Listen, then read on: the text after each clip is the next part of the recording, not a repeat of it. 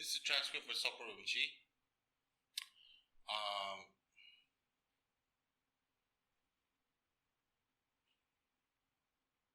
My earliest memories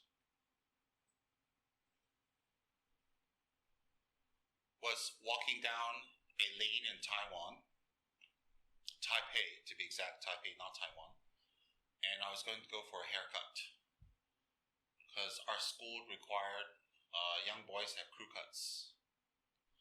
And I remember my guardian at that time giving me a little bit of money, and I'd be sent down the street and I'd get a haircut. And then I'd come back.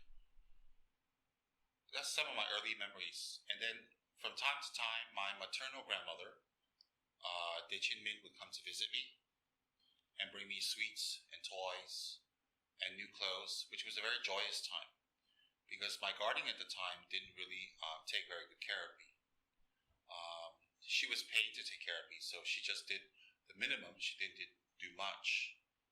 And then one day, I remember my guardian was saying goodbye to me, and my grandmother came, and she said, "We're going to go to America."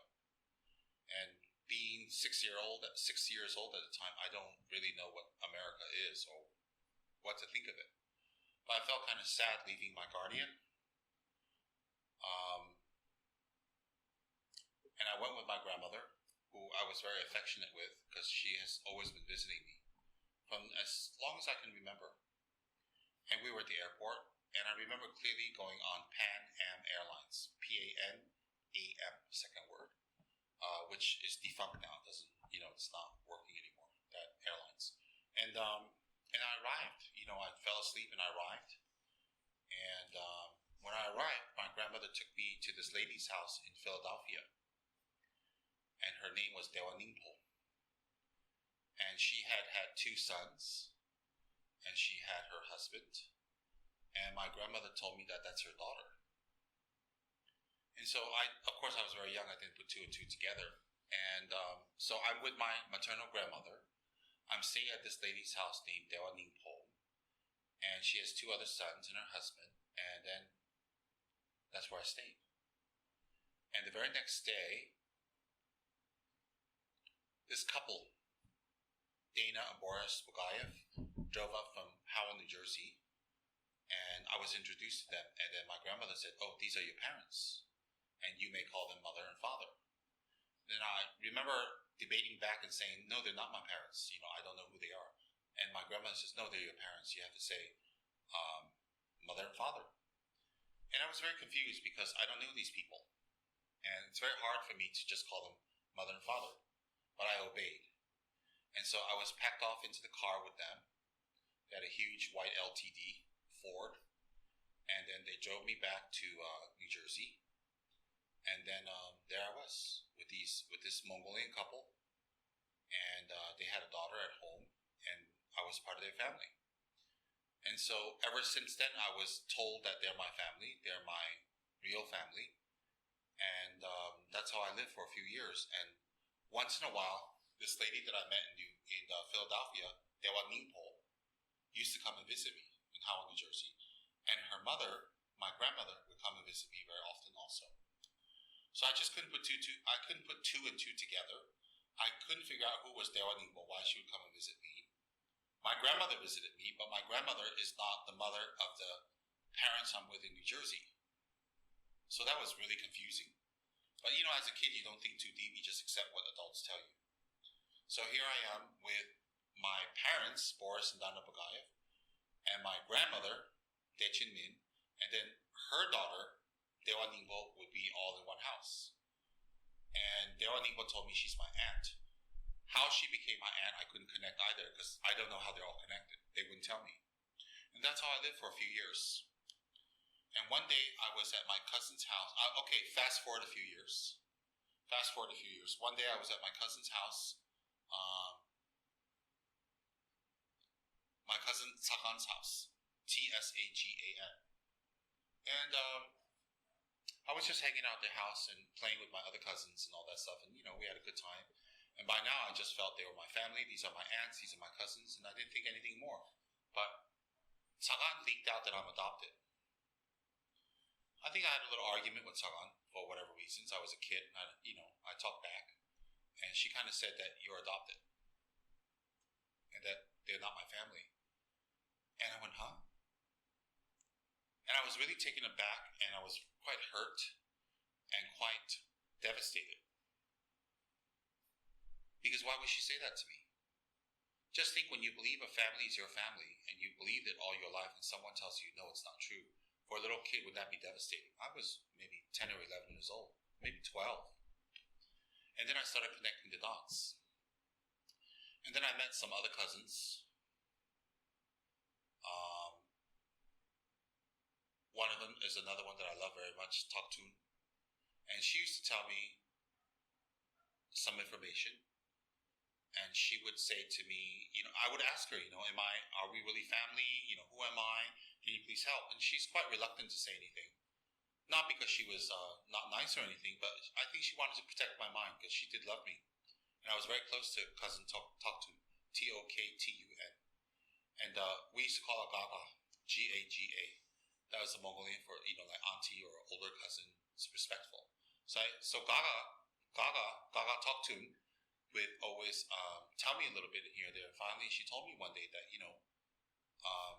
your grandmother is Dechin Min, and your mother is Deva Rinpoche. And it just clicked. And I went, oh, that's why they used to visit me. That's why this happened, that happened. And my mother would continue, my real mother, my birth mother would continue to visit me. And, but I already knew who she was. And later on, it was really weird, because in a good way, that she used to pick me up and take me to her home in Philadelphia, and I would hang out in her home. And I would spend hours with her. And I loved it, because in my heart, I knew she was my mom. I knew she was, because my cousins told me. And she looked like me. I looked at her, and she looked like me, and I was really proud to have her as my mom, because I thought, wow, she's so beautiful, and she's intelligent, and she's, educated, and she's just a beautiful lady, and I was very, very proud. I remember at that time being so young. And she told me, my birth mother told me, oh, your grandmother is your mom.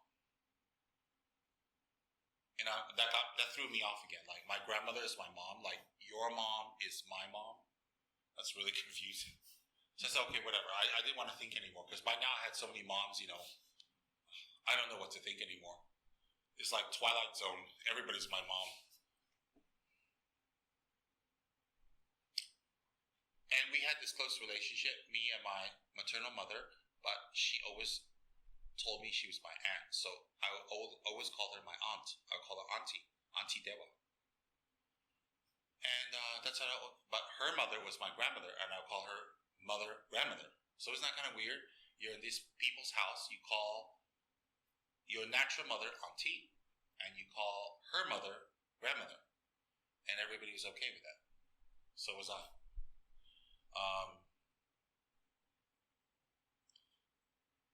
That's a little bit background. You see, because my mom, my natural mom, is a direct student of Sopu Rinpoche Guru Deva. Among some circles, they call him Guru Deva. Among some circles, Tibetan circles, they call him Sopu Rinpoche.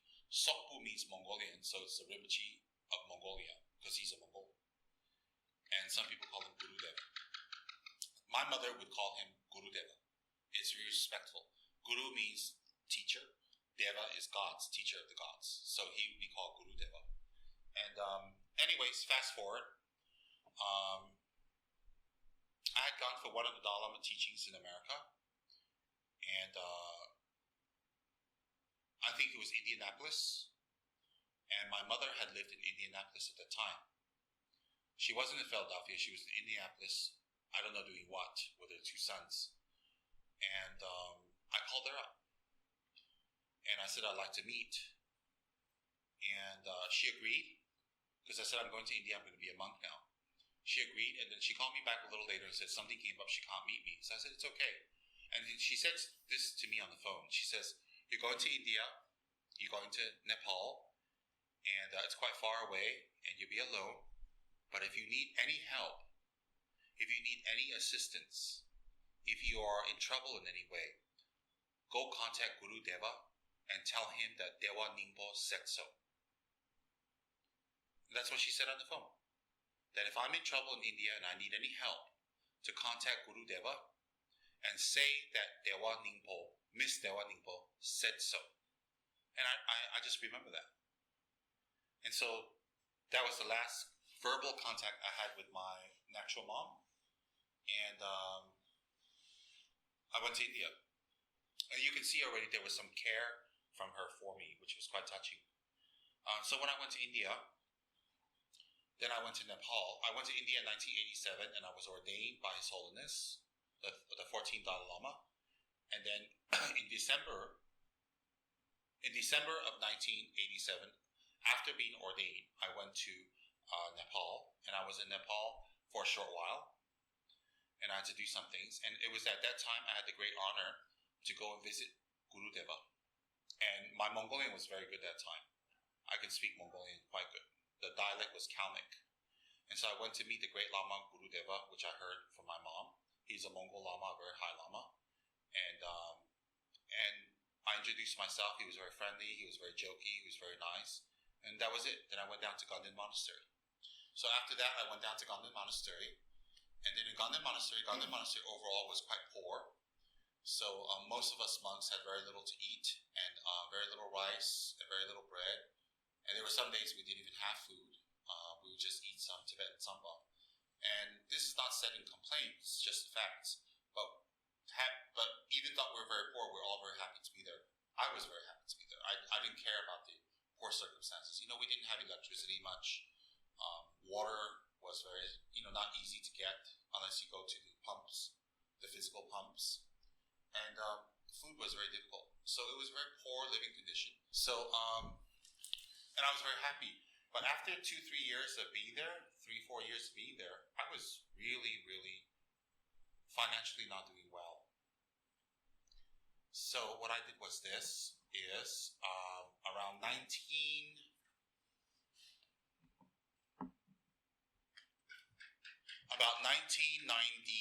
91, around that time, 1991, 90, around that time, I wrote a letter to Guru Deva, and I said to him that I am in Ganden and I'm studying and I have a lot of financial problems, and could he please find me a sponsor, a monthly sponsor to buy food and supplies and soap and the basics that I need as a monk. And I don't know if I would get a response from him or not. And I did put in the letter that Deva Rinpoche told me that whenever I need help, to go to you. I put that in the letter and I sent it off. I didn't even know the letter arrived, because in India at that time, letters are quite precarious. They sometimes arrive, sometimes they never get to the destination. But it arrived because I would say about a month later, I got this telegram from Guru Deva, and the telegram just said, come to Nepal as soon as possible, immediately, come now. And I didn't know what to make of that, because I didn't have any money to get to Nepal. So I went to Lati Rinpoche. Lati Rinpoche is the great abbot emeritus of Ganden Shate, and I went to him and I asked him for divination. And Lati Rinpoche does dice divination with 3 dice.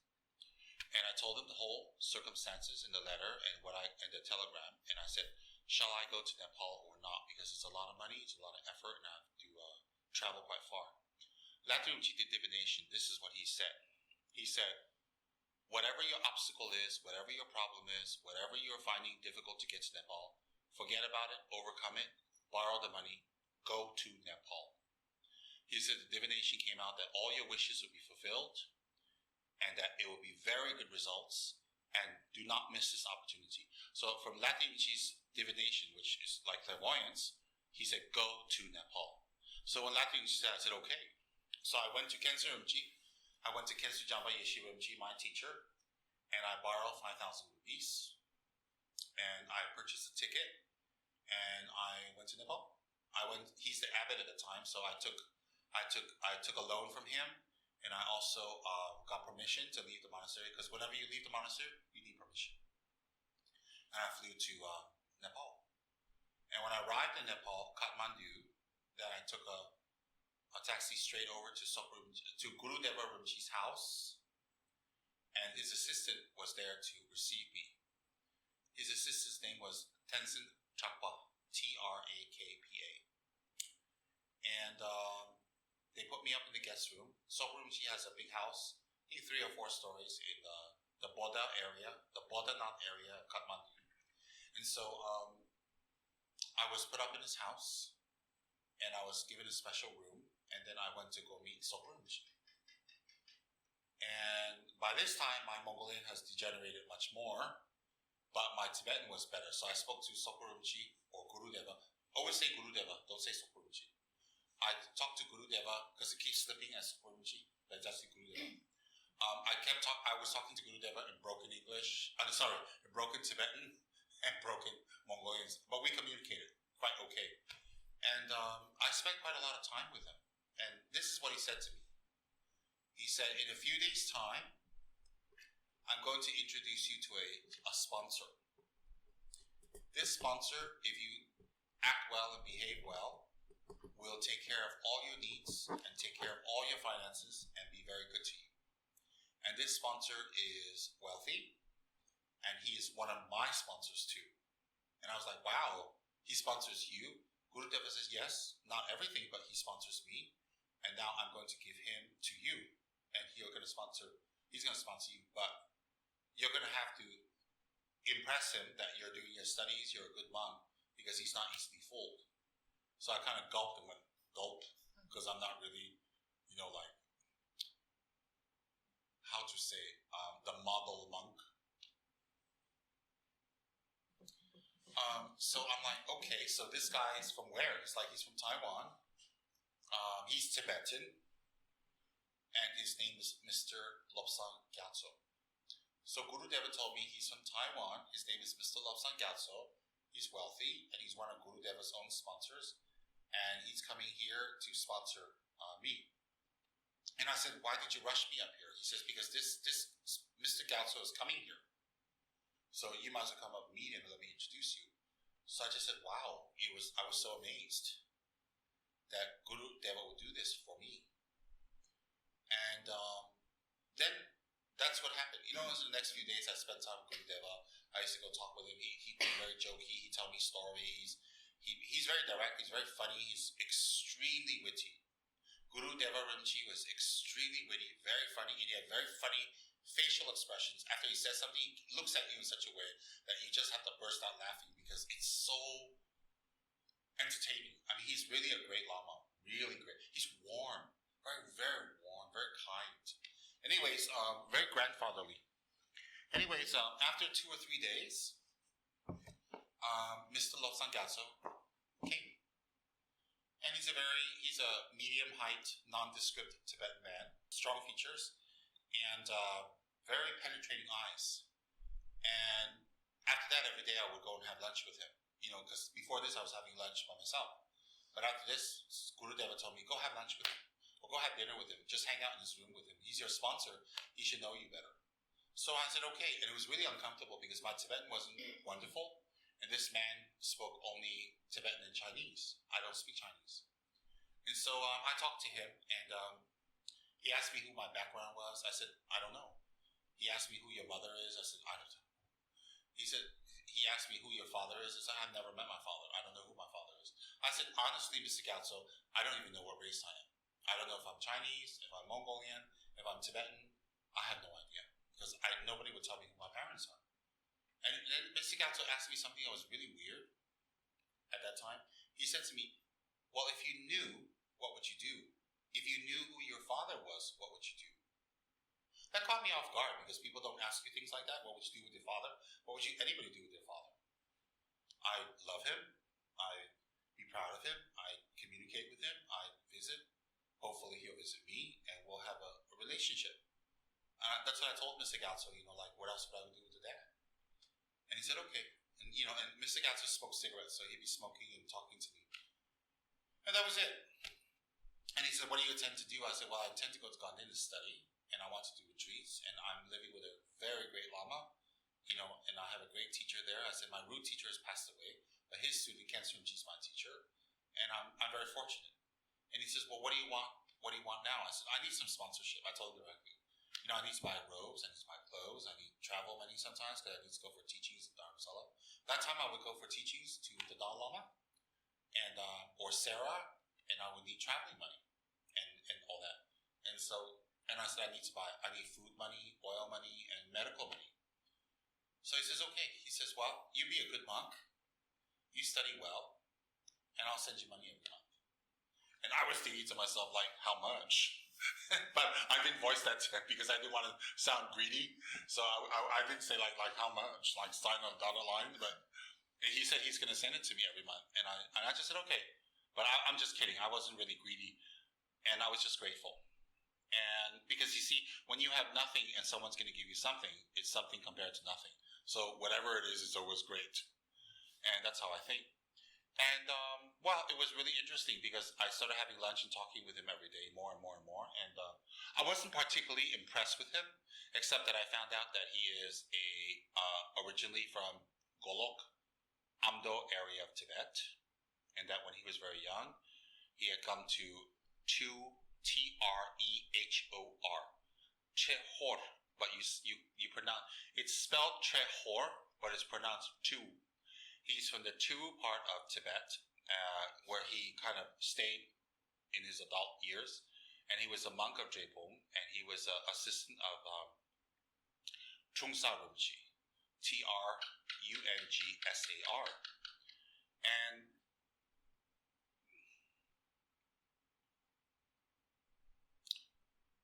later he would be traveling, and he disrobed, and he got married, and he had his wife, and with his wife he had 2 sons and a daughter.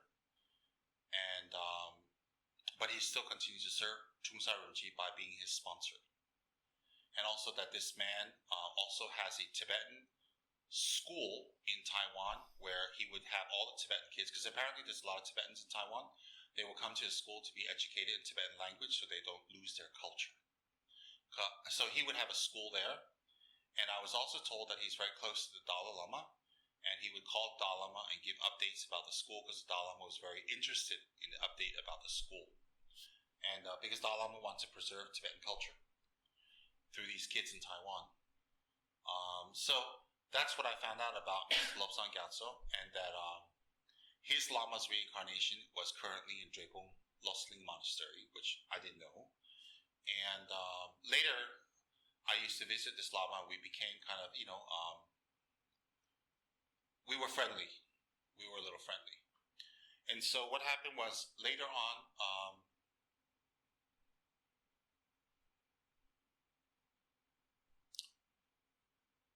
in a few days' time, well, that's how I spent my days with my sponsor that Sokurumji or Guru Deva introduced me to. That's how I spent my time. And so in a few days' time, it was going to be Tibetan Losar. Losar is the Tibetan New Year's. It's one of the biggest holidays of the year besides Jetsongkapa's Parinirvana Day. So, the whole house was doing preparations and all that stuff. So Mr. Losang Gyatso gave me 5,000 rupees. I was like, wow, as a gift. And, you have to understand, 5,000 rupees that time was a lot of money. A lot of money. And so what happens was, with that money, I went out and I bought gifts for Guru Deva. I bought gifts for Tenzin Chakpa and his wife. I bought gifts for Mr. Losang Gyatso. And I wanted to present that to them on New Year's Day. It's my surprise. So I kind of spent about 3,000 of the rupees that I got. So I had only 2,000 left. And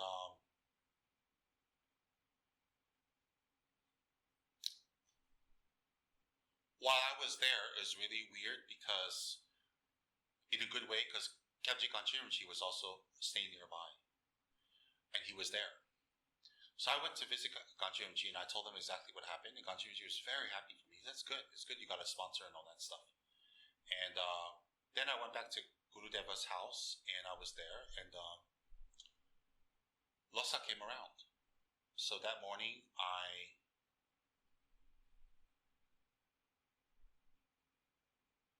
ran to Ganchen Rinpoche's house and made prostrations, made offerings first, and then I came back to Guru Deva's, and then I prepared my gifts and I walked into Guru Deva's room. And there was a long line of people, lots of people coming to see Guru Deva for New Year's blessings. And so I got in, and in the room was Guru Deva on the throne, and then opposite of him against the wall was Mr. Lobsang Gyatso. And I was in the middle. So I'm sitting on the floor looking at Guru Deva, and behind me is Mr. Lobsang Gyatso sitting on a cushion with a table and some tea. And then I made 3 prostrations to Guru Deva, and I offered a mandala, and I offered the simple gifts I had, and he was very pleased. And then he said, then I said, okay, I'm gonna go now, because there's a lot of people waiting. And Guru Deva Rinpoche signaled me and said, sit down. He signaled me with his hand, and he went, sit down. I have something to tell you. And this is exactly what he said. I remember almost verbatim. He said that long time ago, your father and mother are both, your father is married. A long time ago, your father is married. Then your father met your mother in Taiwan, and they were interested in each other, and they did something in the middle of the night, and you were produced. He said it very nicely in Tibetan, and you were the result of that. But your father was already married, so you couldn't go together with your mother, and your mother was very upset, and so she went to America, and you were left behind in Taiwan. And so they made that mistake, and they regret it. And I think that's what he said. And he says, you shouldn't harbor any anger in your mind about this towards them, and you should just forgive and move on. And he said, that man behind you is your father. And I was like, so I was sitting there on New Year's Day in Tibetan, I think 1990, 1991, around that time. And I didn't know what to do. I looked at Guru Deva, and I just froze. Like, the man behind me is my father? A part of me was dying to believe it, because I've been looking for a father my whole life. The other part of me is saying, is it true? And I just couldn't bring myself to believe it. I just could not. But at the same time, I wanted to believe it. And, because it's been confusing. I've had so many fathers and step-parents throughout my life, you don't know who's who. And then I just froze there, and I looked at Guru Deva, and he looked at me, and then he said to me, aren't you going to turn around and say, Losa Tashi Dele, Happy New Year's to your dad? And so I turned around, and I looked at the man, and he was there with a cigarette to his mouth, and he was shaking. He was shaking, and he was crying, and he was like this, literally shaking.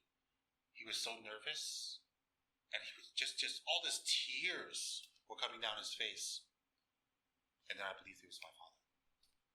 Because no one will cry for you if they're not your father. Why would this guy, who I've never met in my whole life, cry and be shaking and nervous when someone told him that he's my father?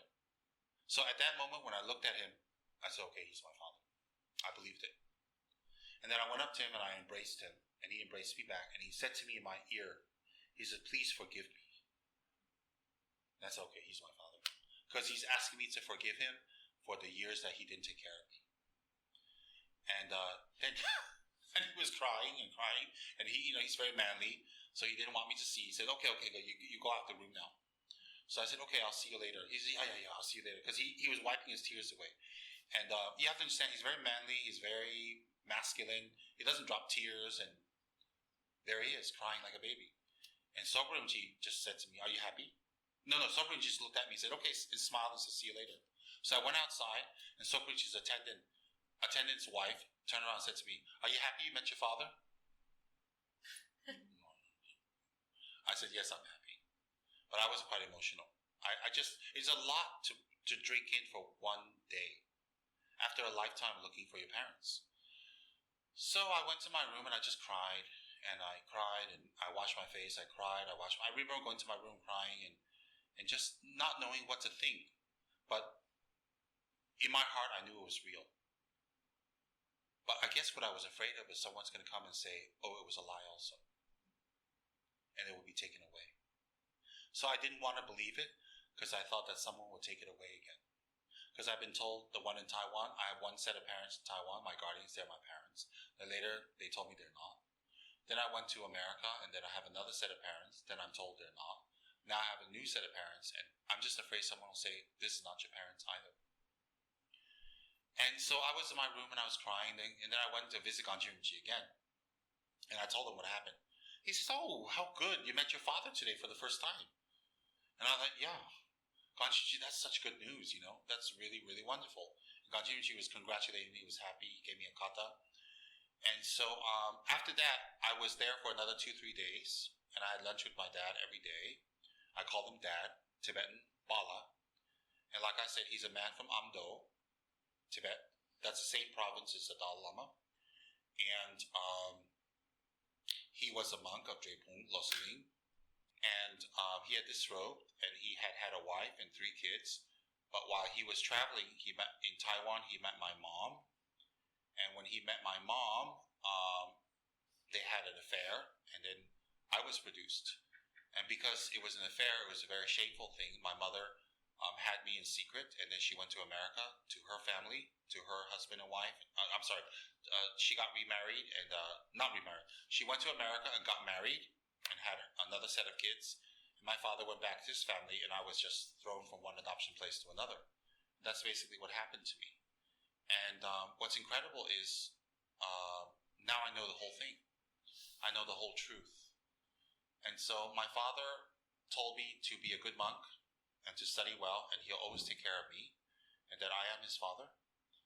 And he showed me pictures of his other 2 sons and his daughter, and I was amazed because one of his sons looked exactly like me. It was as if we were twins. It was really, really, really shocking. He looked just like me. And everybody else said that too. And later, this brother came to Ganden to meet me. And when he came to Ganden, everybody was saying, hey, your brother's here. I'm like, how do you know? He says, it looks just like you. So he really looked like me in my younger days. So anyways, I spent the next few days with my dad and spent time. And then he told me it's time to go back to Ganden. He says, go back to your studies and don't waste time here. We'll communicate. And he says he'll come to Ganden in the future. And so I was very happy with that. And he gave me another 5,000 rupees, which was a lot of money. And I was so happy because now I can pay back the money to Khyentse Rinpoche. And I said goodbye to Sokpo Rinpoche. And that was my experience with Sokpo Rinpoche, because he was a very generous Lama who had introduced me to my father, found me a sponsor, took care of me in that way, and kept me in his house, and he asked nothing back.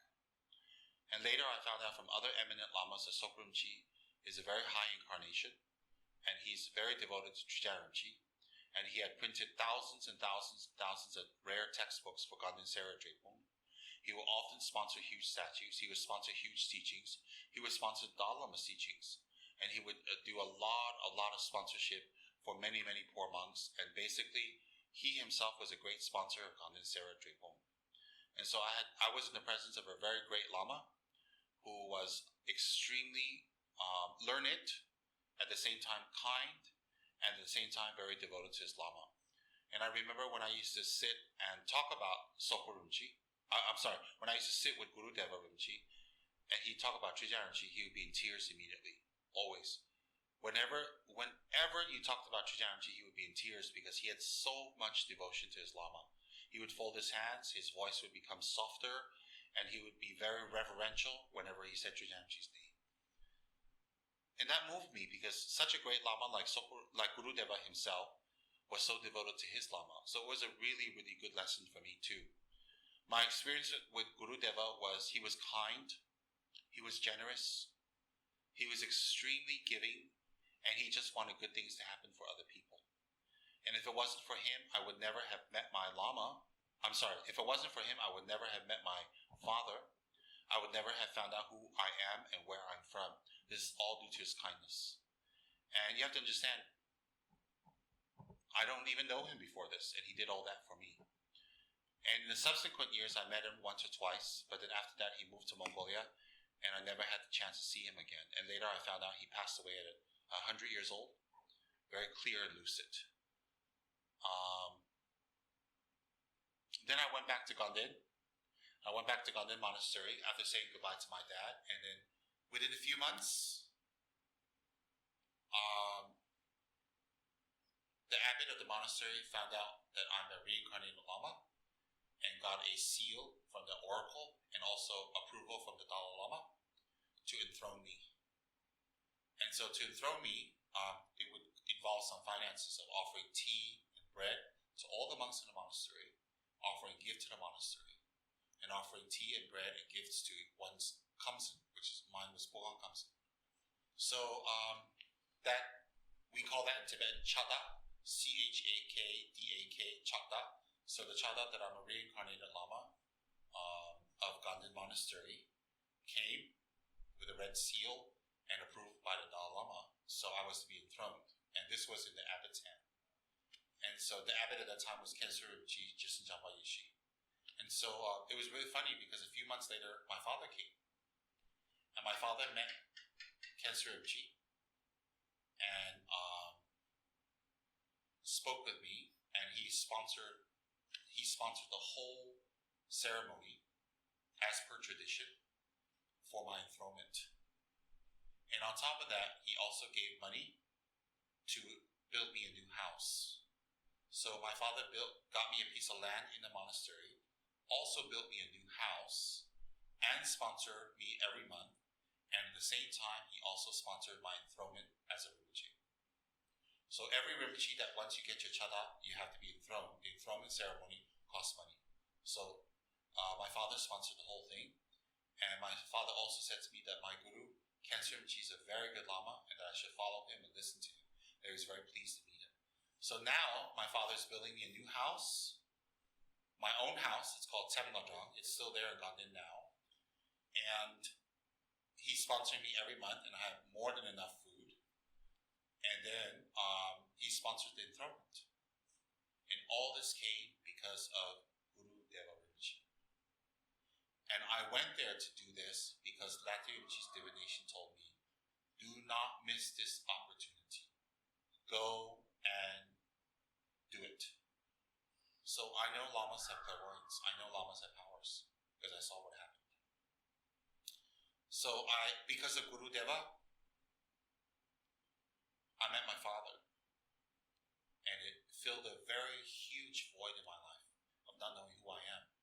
Because of Guru Deva, I found out that I'm Tibetan. My father's Tibetan. My mother is Mongolian. I found out who my mother is. I found out who my father is.